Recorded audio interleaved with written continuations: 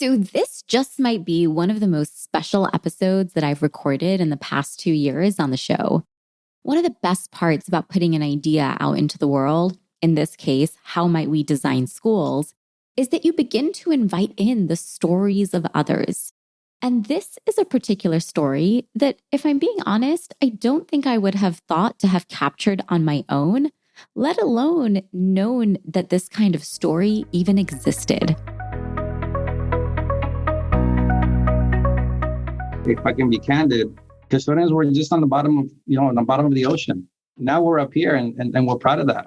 It just took one person to be able to believe that showcasing your work, and especially in like Gabriel said when he first started, it was just an innocent picture, and then it carried on from there. And then now they want to tag music and they want to tag all kinds of stuff, but it showcases their work because I think at the end of the day, not that we want to get patted on the back, but we want to be recognized. Individually, we want to be recognized. Hey, you're doing a good job. And when we go out there and talk to the custodians, we really mean that. We mean that because, like Gabriel says, I come from the people side, and we're people before we're anything else. So the social media is able to portray that when they see those pictures. So that's JJ, and he's part of the Building Services team at Santa Ana Unified School District. I am honored to have JJ, Gabriel, Lisette, and Emanuel here with me today on the show to talk about how the Building Services team has been thinking about leadership and social influence. The one unanimous sentiment you're going to hear from them throughout this episode is that doing this work gave them a voice. We went from being nobody to being somebody, they shared. How do you navigate change? It's a question we think about often, and one that today's world expects us to be comfortable with. The challenge, however, is where do you begin, and how do you develop the mindset and skills to be successful? You're listening to Designing Schools, and I'm your host, Dr. Saba Kidwai, educator, researcher, and storyteller. Join me each week for stories and strategies that bridge the gap between research and practice, as together we explore how might we design schools.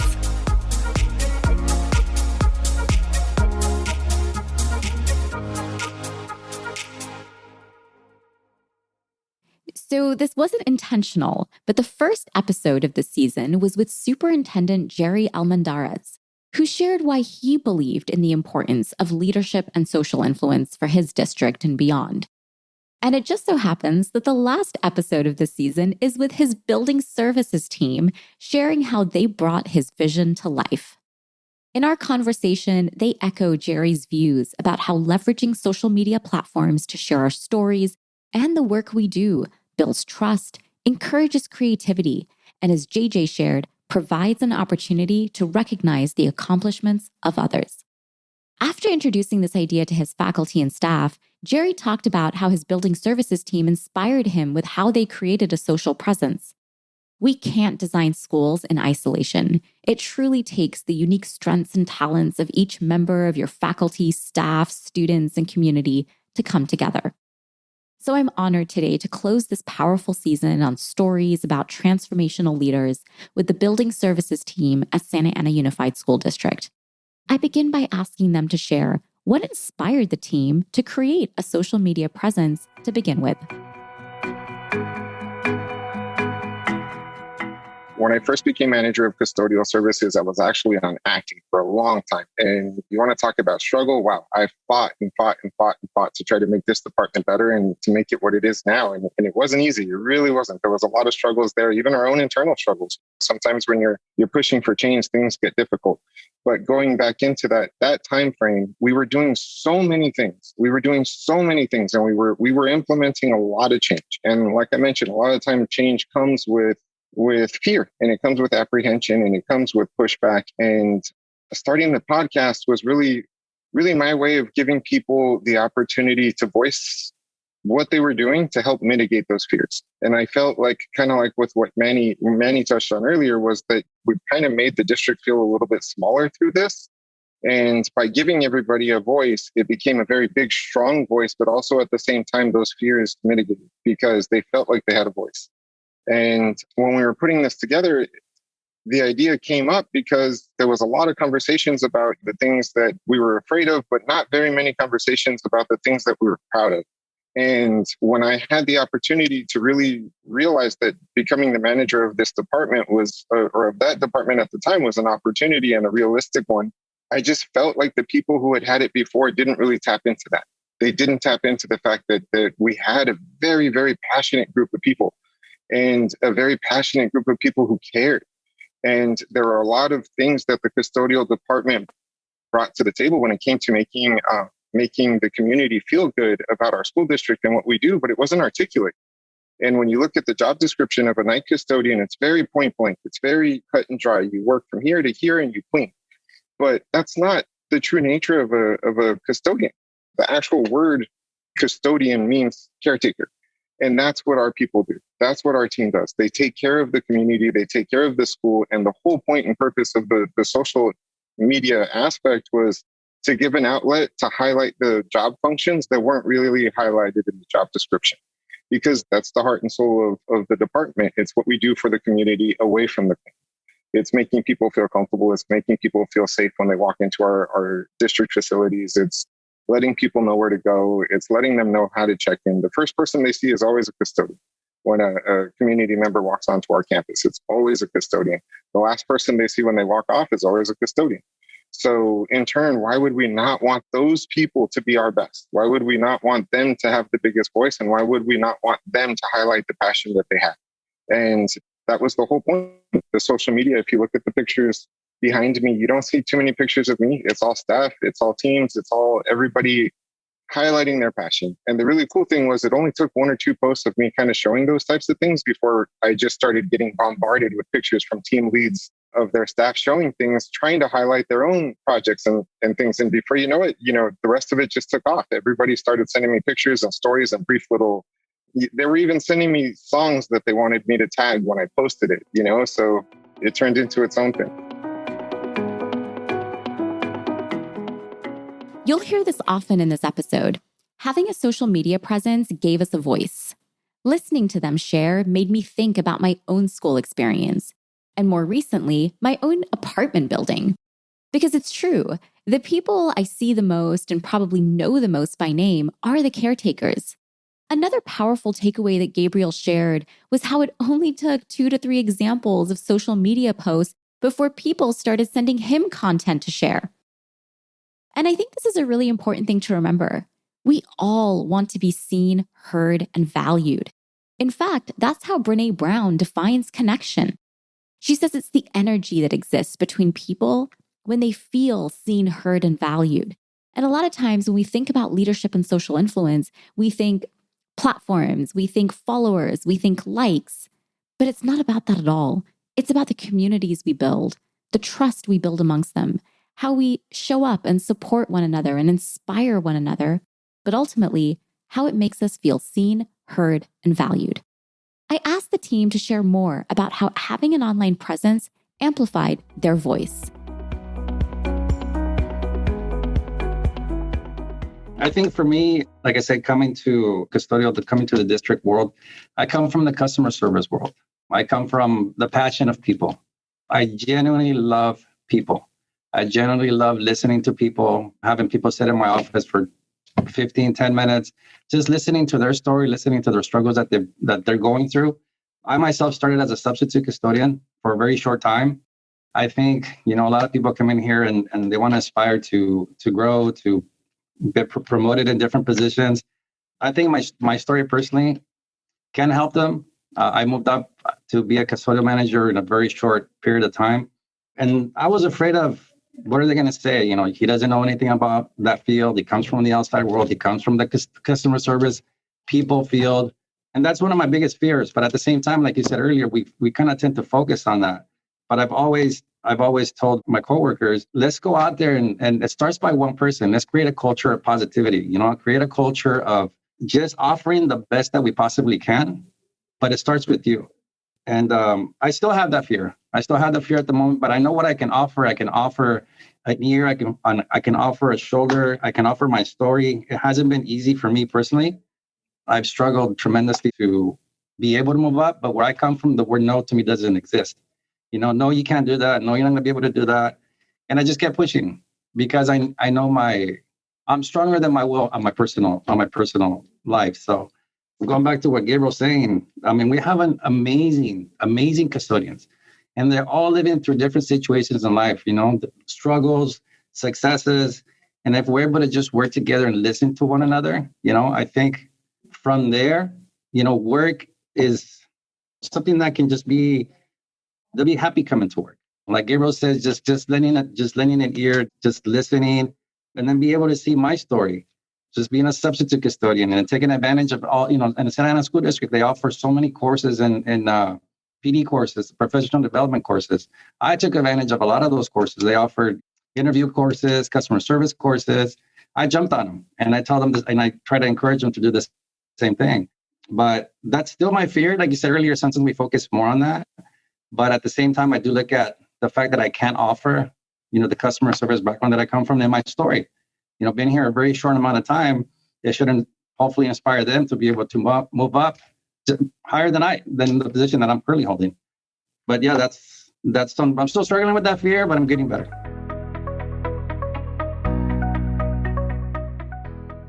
It starts with one person.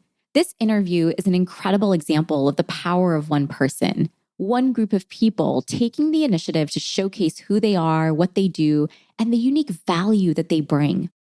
It truly is one of the most powerful ways to build community.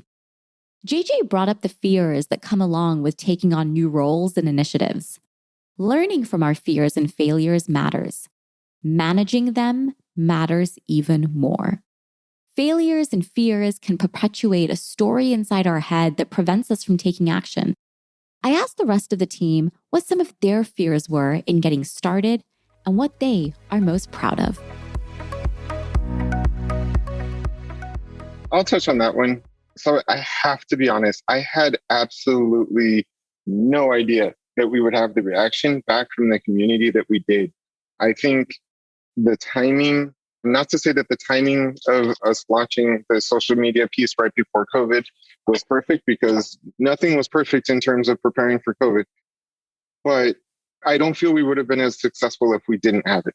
We got to show our community firsthand from the people who are actually boots on the ground doing the work, what we're doing and what our processes are. At least in the custodial world, we shift from there was a huge shift of not only from the bottom of the totem pole to the top, because now all of a sudden everybody actually pays attention to what us as custodians are doing and scheduling and those types of things.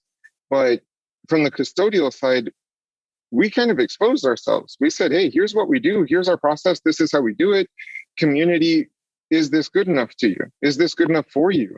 And that was very nerve-wracking. It's scary to be in a public position and then open up yourselves and your work to the people who you're serving and saying, hey, here's exactly our secret sauce. Here's from point A to point B, how we get our service done at the end of the night. And we opened it up to the community through social media. And I feel like they turned and said, hey, you know what? We love what you're doing. We appreciate it. And we're so grateful for the fact that you're doing. And I think it came at a time where the perception was everybody says they're doing something to push back against COVID and to fight it, but we don't see it. How are we fighting something we can't see with steps and measures that we also can't see? Because at the time there was a lot of talks around, preventative measures and things, but it wasn't something that was very much in your face at the very beginning of COVID. And, you wear the mask, but you don't really see that it's actually helping. And I remember a lot of the conversations around the COVID prevention was, does this stuff really work? Does standing here versus standing there, is this really? But I feel like us showing, hey, we're in there, we're disinfecting, we're scrubbing walls. The science kept changing. But as the science kept changing and we said, oh, crap, we just posted this video showing the community that we're fighting COVID by scrubbing walls with soap. Well, then, you know what? Then it turned out that the science didn't support that no more. And then we showed a video of us doing exactly what it was that the science supported. And every single time there was a new development, a new incarnation, down to when Manny was making his video of him, following our 710 process. And by then we had gotten into the science of everything. And we had known that, hey, it's disinfect, the difference between disinfecting and cleaning. And we were breaking things down to the science of everything we were doing by the time we put that video together. But if you looked at when we had first started it, it was scrub brushes, it was soap, it was just guys hustling and working. And then at the end of it, it was a very refined process. The community saw all of that. They saw us figure it out. And I feel like that's why they trusted us. We bought air purifiers that are these huge, huge pieces of equipment, but they do a very good job of filtering the air, right? And our Spark team put these things together. It was a huge production. It was a huge production, and we posted the videos of our Spark teams and our custodial teams building out. It was almost 1,000 of these things that we built out and sent out to all the different schools. And we showed our custodians and our Spark team putting up plexiglass, and we showed actionable, real things to our community. We showed them this is what we're doing to help. And I feel like just being very transparent and shifting from, this is what we do, and we kind of keep it close to chest, but trust us, it's getting done, to a very, here's what it is. Tell us what we could do better. Tell us what will make you feel better.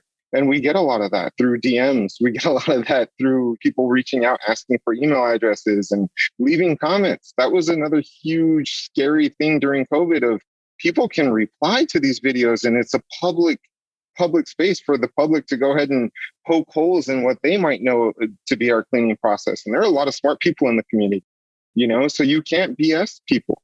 You have to be on point. And if you're going to share this magnitude of our process, it better be on point. It better be real. And I think giving the opportunity to our teams to be transparent and to grow, and also at the same time, engaging with the community as we were learning and as they got to see that we refined the process. I got comments from people in saying, hey, that doesn't work anymore. Or my science shows that that's not a real good process. And just acknowledging it and saying, okay, can you send me some information? Let me vet that. Let me take that to it. Just opened up a world where we were all a lot more open to figuring things out.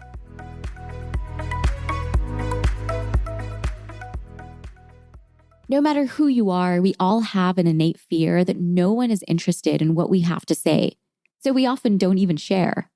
When we do begin to share our stories and the work we do, the surprises that follow are ones that you often never could have imagined. The way Jerry never imagined this is what his building services team would create. One of the areas where they least expected this was the trust that was built and strengthened between the community and the district during one of the most stressful times that leaders experienced, the global pandemic.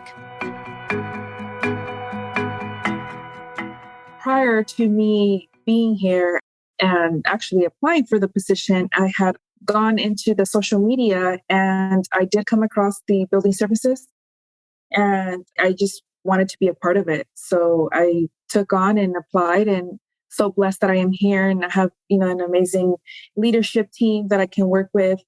I have amazing custodians. I always appreciate the feedback that they provide. I always try to help them. And with the Instagram, we have this new thing where we actually take pictures when we bring in new subs.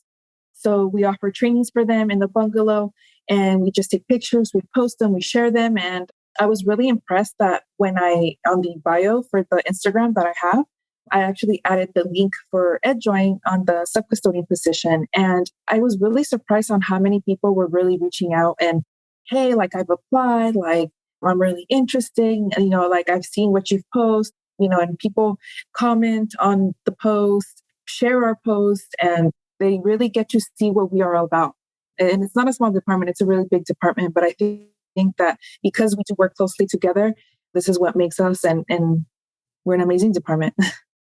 My biggest fear, honestly, and I feel like I never even said this to Gabriel, my biggest fear was when I first created the account and thought of the idea of adding the link on the bio and just sharing that we were still currently hiring.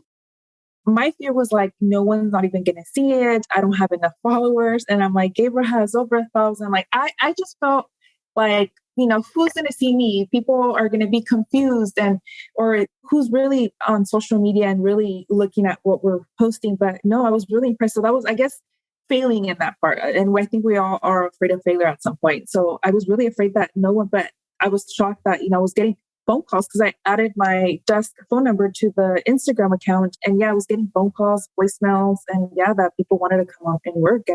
And luckily we brought most of those subs on board. So now we have them working. So I think that was my fear, that I was going to go promote that we were hiring, but we were not going to have no one really look into it and want to apply. And we did. It was good.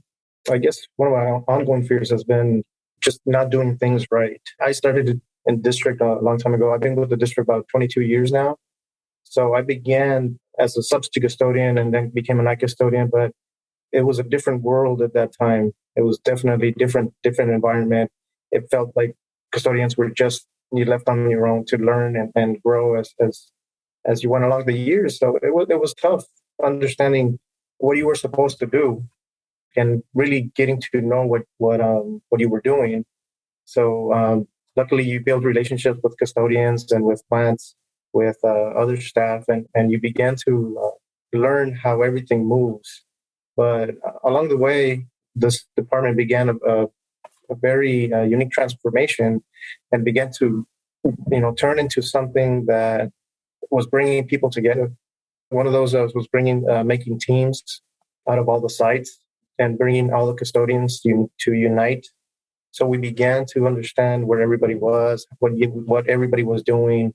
And then a little bit after that, we began, or the department began making classes and giving us trainings and then bringing us closer and closer each time, that it really, began to turn and feel like a home. So after that, social media came on, and it even more, it grew even stronger. That unity just got stronger and stronger. And even I can say one of my experience, I was used one of the videos that a previous custodial supervisor made, I was involved in that, and that made me feel proud that I was part of that.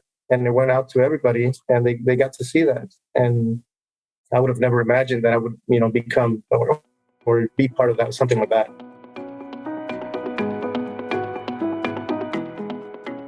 And that's just one of many unexpected surprises.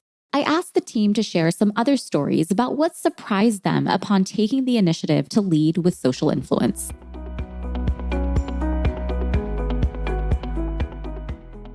We turned into somebody, and I don't think we saw that coming.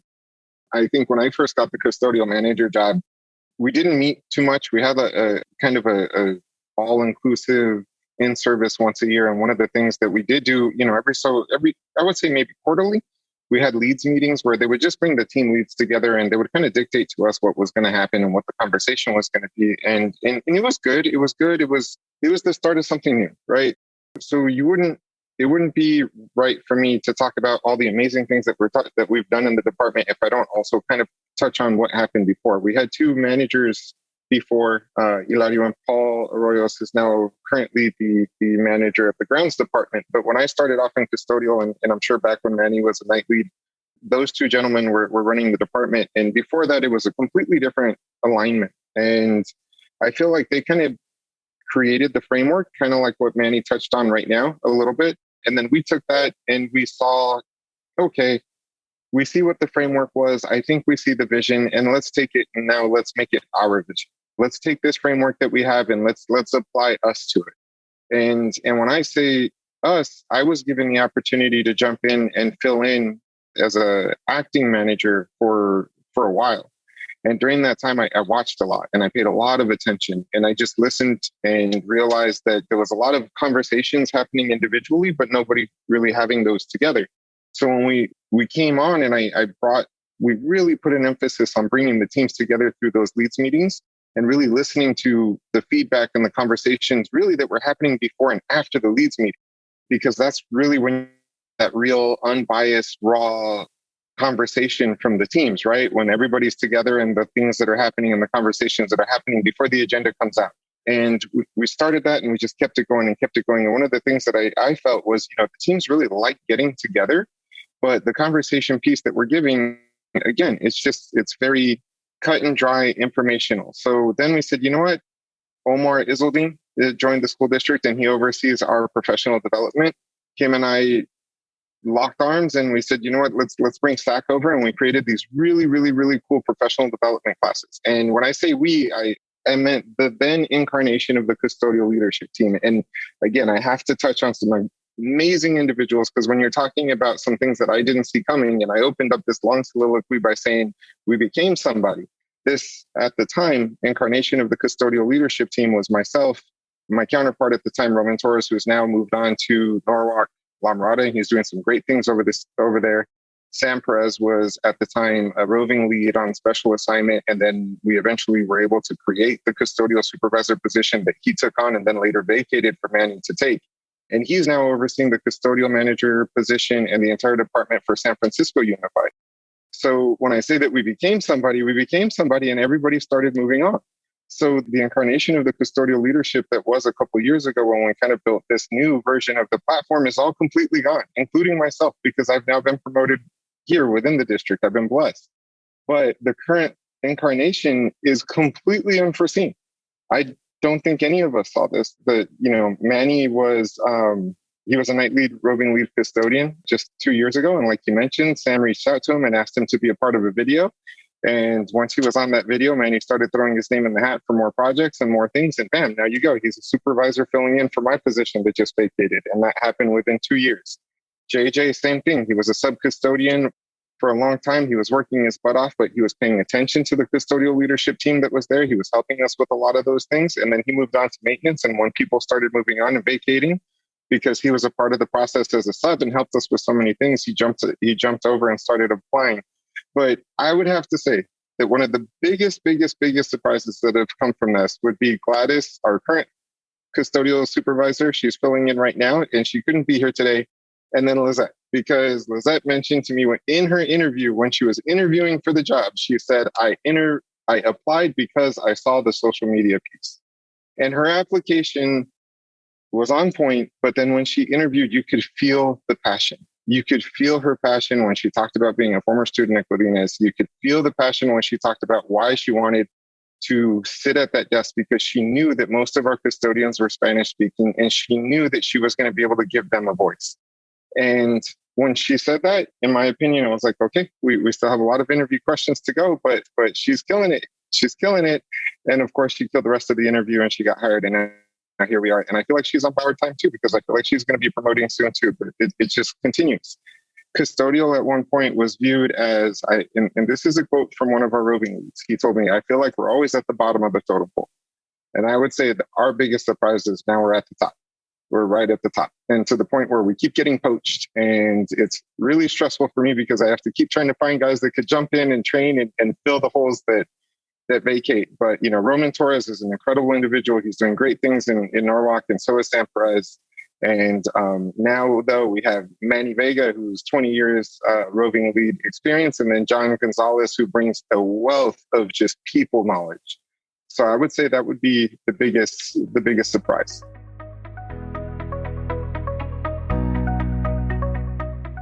Well, I was going to say something that surprised me as far as social media goes was, seeing custodians start posting and growing their social media, because they kind of share and in the same goals and interests that here with they love Santa Unified School District, and they really enjoy sharing what they do at their sites.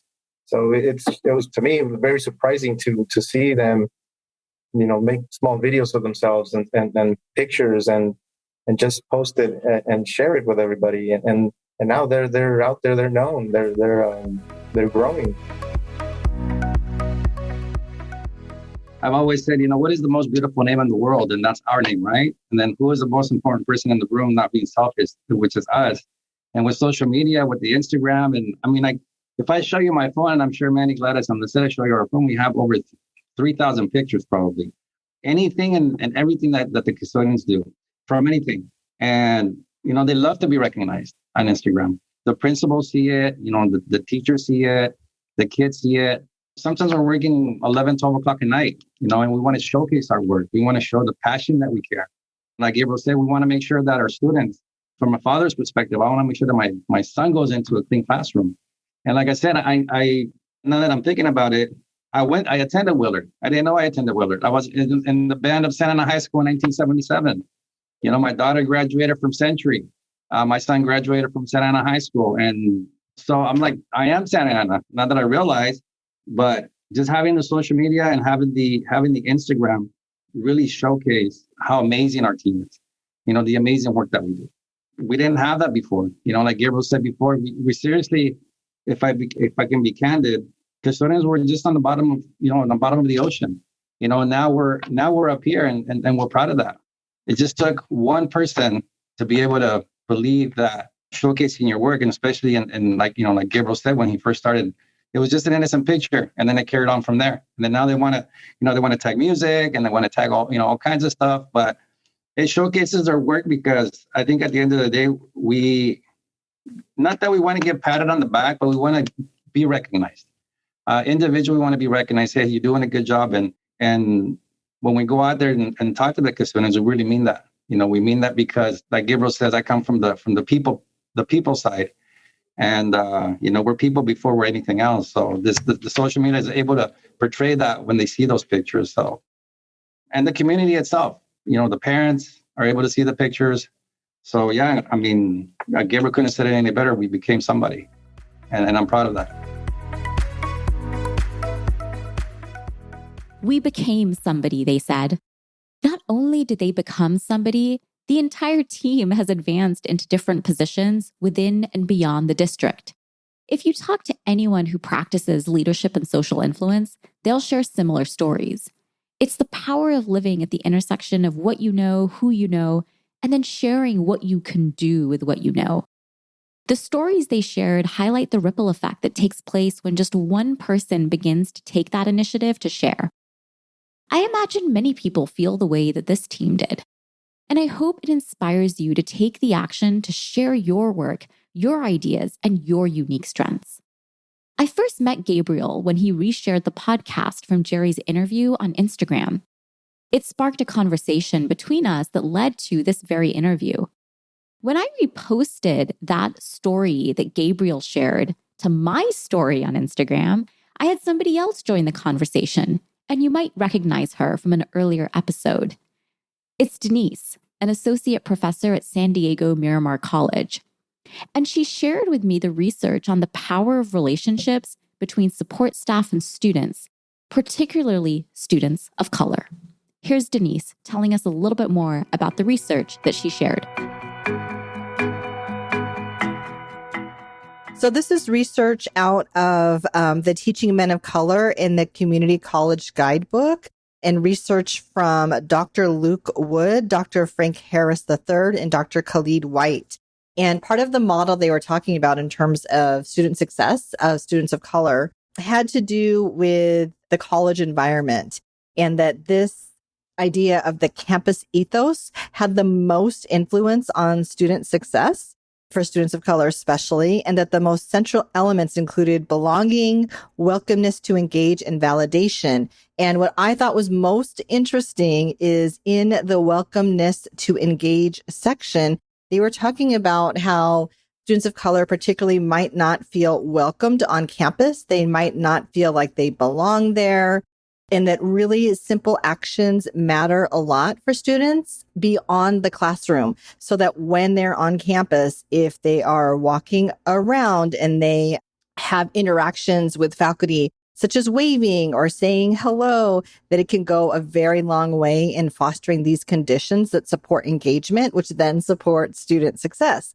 And one thing that they noted was that sometimes the faculty interactions were minimal for students of color, but that students noted, and this is a quote, that they were more likely to have meaningful and welcoming relationships with maintenance personnel, groundkeepers, and cafeteria workers than their faculty members. And I just found that so interesting that the support staff and the staff that sometimes we feel are invisible on campus or in school situations are sometimes the people that have the most interaction with our students on a daily basis outside of the classroom, and that they have a very, very big impact on students feeling welcomed and belonging in their school setting or their environment.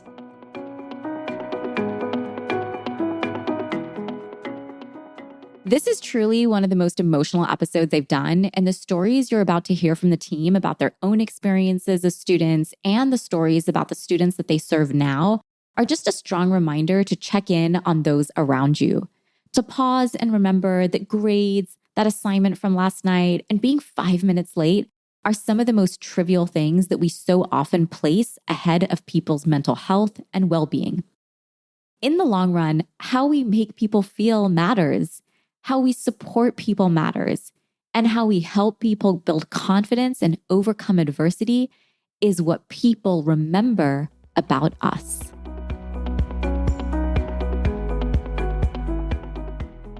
I grew up in San Antonio, and I grew up, it's a huge, large urban school district. And you hear that term thrown out a lot, especially when you start getting into the leadership world of a school district. And you hear about it when people talk about the challenges that a district of this magnitude and this demographic faces, right? And you hear people talk about the challenges from very blanket terms and things that they read. But the truth of the matter is, growing up here, you feel it, you know it, you see it. And that's how I grew up. I grew up the exact same way as all of our students. So when I was a kid, we got a lot of Christmas presents from programs like Santa and SOS. And like I mentioned, when I grew up and when I was a student here, my brothers and sisters, we were homeless and we bounced around from a lot of different schools. And one of the things that when I was a student at Santiago Elementary School, there was a custodian there by the name of Steve. And every single morning I was late, because my mom was driving me from way across town, and I really shouldn't have been going to Santiago. This was before Santa Ana Unified became a district of choice, and we get to pick and choose the schools that we want to go to based on the programs that we want to focus our kids on. But at the time, it was very much whatever school whatever demographic, whatever neighborhood you lived in, that was the school you had to go to. And I was supposed to be going to Washington, which was way on the other side of town. But at Santiago, I was going in, and like I mentioned, every single day I was late, because at the time we were homeless and we were moving around a lot, and we were, sleeping at different family members' houses and driving, and every day I was late. The only person on that campus who knew how I lived and knew how I really, really, really why I was late and the challenges that I was facing was Steve, the plant custodian. When I would get there, and whenever I was sleeping at my grandma's house and I was actually close enough to walk to school or ride my bike, usually my bike would have problems with the inner tube, and I needed some air. Almost every single day when I got to school, Steve would fill my bike up with air, help me chain it up, and then walk me to the office because I was late. And from there, I would get my little slip and I would get my detention, and then he would be around and he would walk me to my classroom and tell me, hey, you know what, at least you got here. And he used to do these things where he would draw out these Speedy the Turtles, because that was their mascot.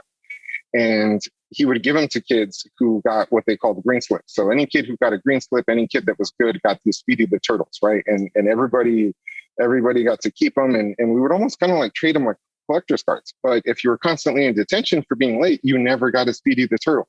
Well, I remember always feeling so horrible and even being upset with my mom. Like, hey, I don't get to get one because I'm late all the time. Well, Steve one day, he gave me a stack of just every original he had ever drawn. And it was so cool, because it made me feel like I was good enough. And I never told him thank you. But I think that and some other stuff that happened later on that made me feel very comfortable about, making my career into a custodian, because that man showed me empathy, and he showed that people care.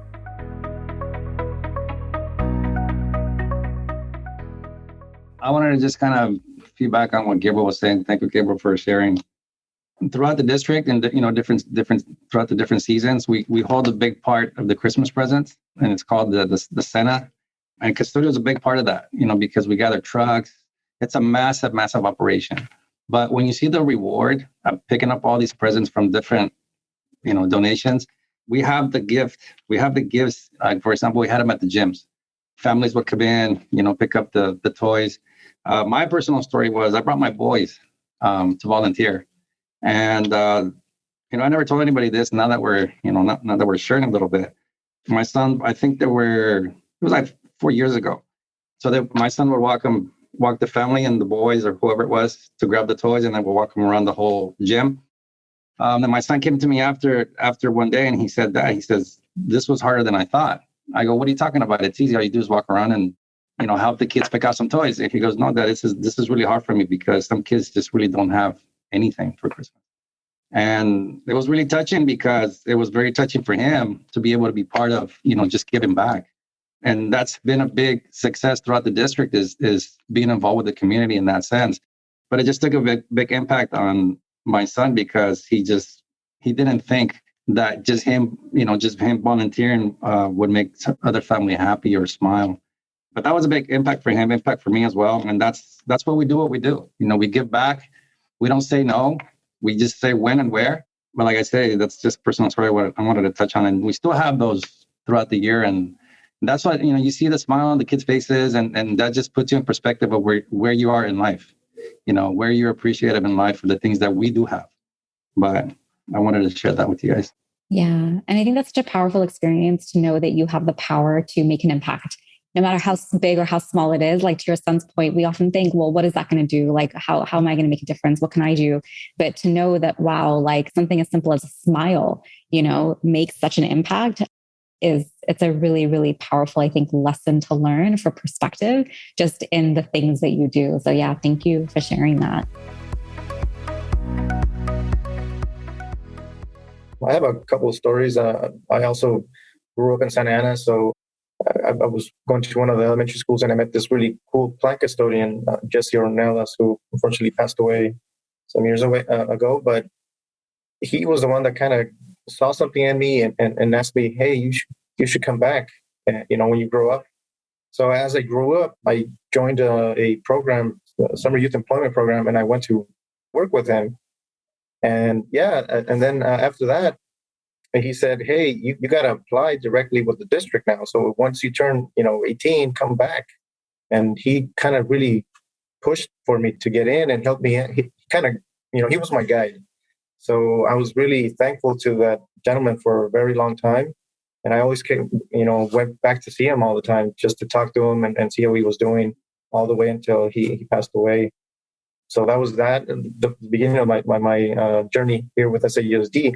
And then after that, while I was working, covering for a plant custodian position, I began to see in the mornings where a student was being dropped off very, very early in the morning at 6 a.m., whether it was raining, cold, heat, whatever, the student was always there at 6 a.m.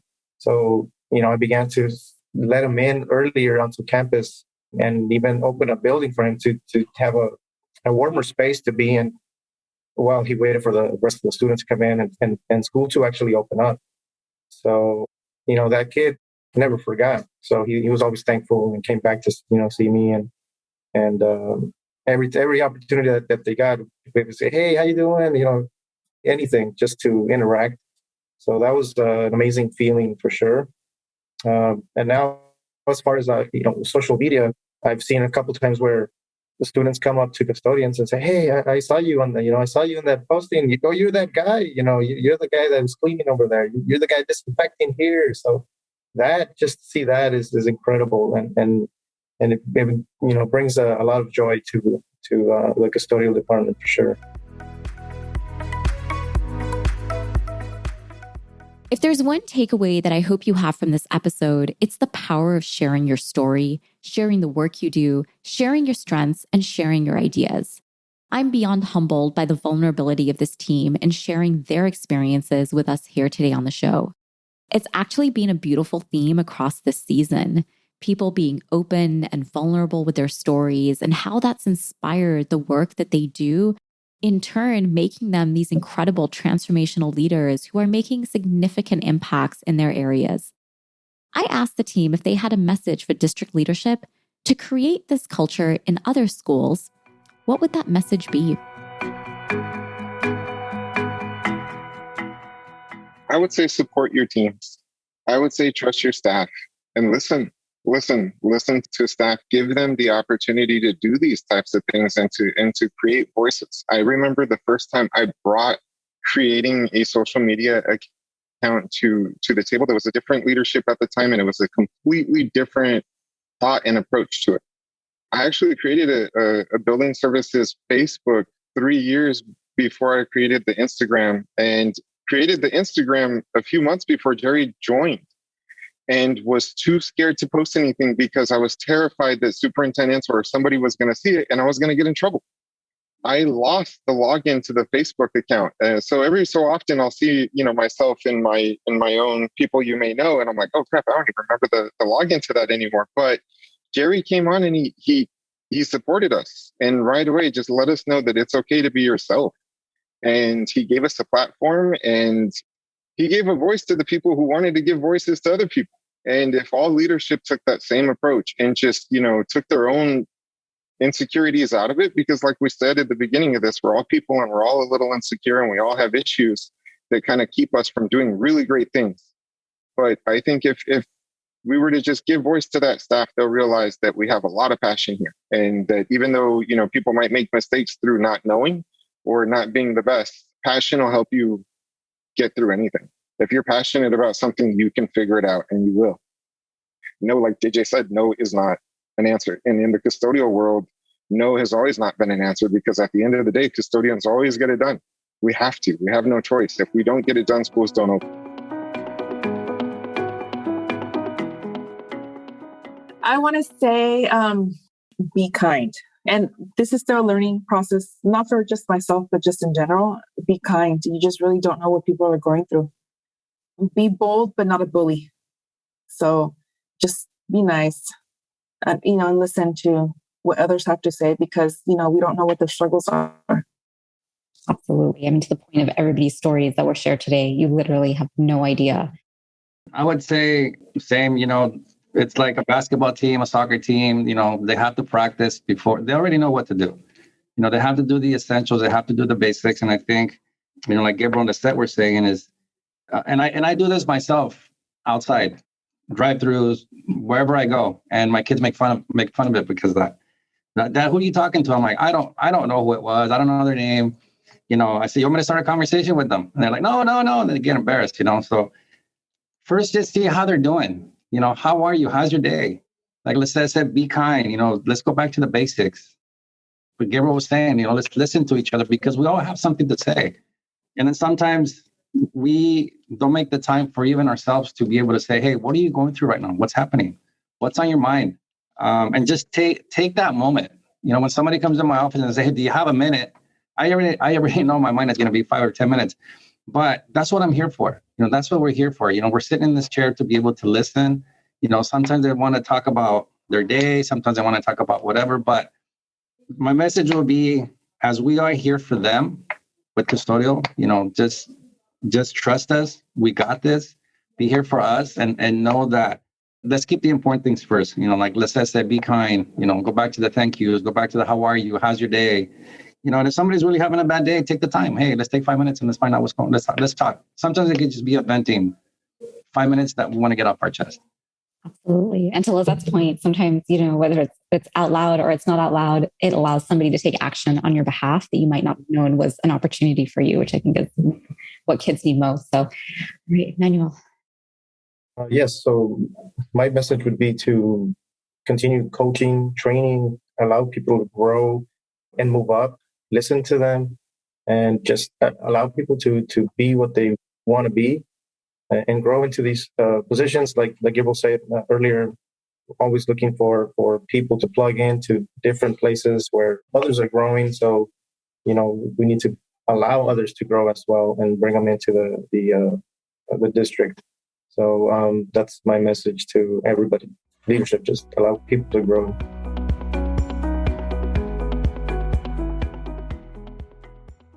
If you're interested in bringing these practices around leadership and social influence to build trust, to encourage creativity, to recognize accomplishments and inspire collective vision to your district and your leadership team, then join me on www.designingschools.org, where you can join the waitlist for the masterclass that we'll be hosting this summer. You can find information about this at a link in the show notes as well, or simply send me a message. We'll return next season with a focus on stories about the power of one person taking initiative to create change and the ripple effect that can have. We'll also be sharing the strategies you can use to create the change that you wish to see. But for now, as we approach May with Mental Health Awareness Month, I'm wishing you all a restful summer and hoping that you take care of yourselves and those around you. As always, thank you so much for joining, for sharing, and for listening to the stories that we share here on the show. It's your turn to join the conversation by sharing what you enjoyed or what questions you have. In a world where time and attention are so valuable, thank you for choosing to listen and for being a part of our Designing Schools community. Leaving a review for the podcast helps others learn about the show, giving them the gift of knowledge and allowing this community to help create access and exposure to ideas and opportunities others may not even know exist.